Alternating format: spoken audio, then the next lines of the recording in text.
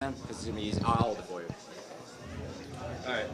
So I think breaking from back then to now is it can be lost, but you have a lot of people in place who are really still coming from not just doing moves on the floor, but they're coming from a place of being part of a movement.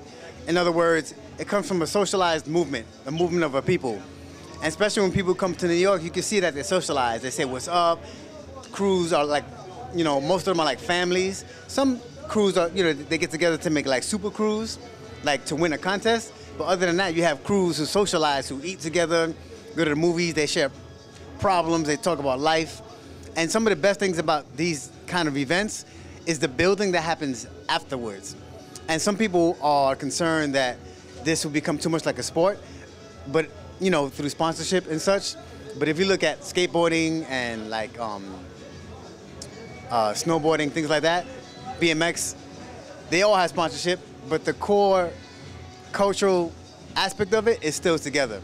It just makes it accessible for people to make a career out of it. And I think that's what's gonna happen with b-boying now and b-girling. I think people are gonna be able to make a career out of it.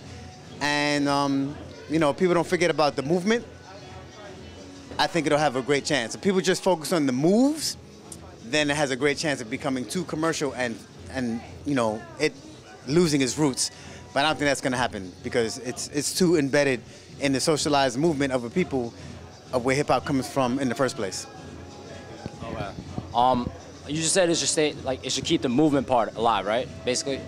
Yeah, I think the movement part should be kept alive, and it being part of a movement is not hard to keep alive as long as people understand the roots of this. And the roots of this comes from the community of a people. And if you break down community, there's the word COM, right? Communication, or COMM if you want to break it down like that, and the word unity.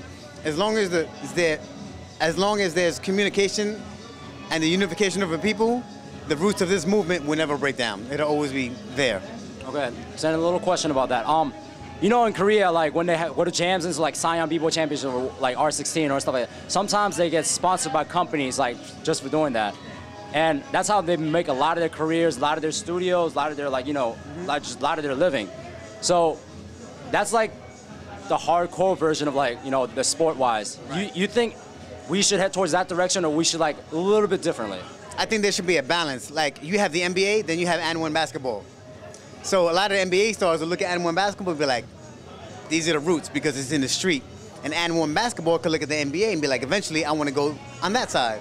So I think if there's a balance created and a choice for the people so they can have a choice to make for themselves, it'll be fine. There's going to be this super uber commercialized version like, so you think you can dance? America's Best Dance Crew. You're going to have that. But I think that plays its part for people who can identify with that. Then you're going to have the ultra underground and people are going to be able to choose that. So as long as there's a choice, I think it's fine. You know what I mean? People who are underground are probably always going to be opposed to like the commercial, and people who are ultra commercial are going to be opposed to the underground because they're always going to have something to bicker about. But as long as there's communication, an open line of communication and unity, they will always have a chance to be able to build with each other. So that's my take on that.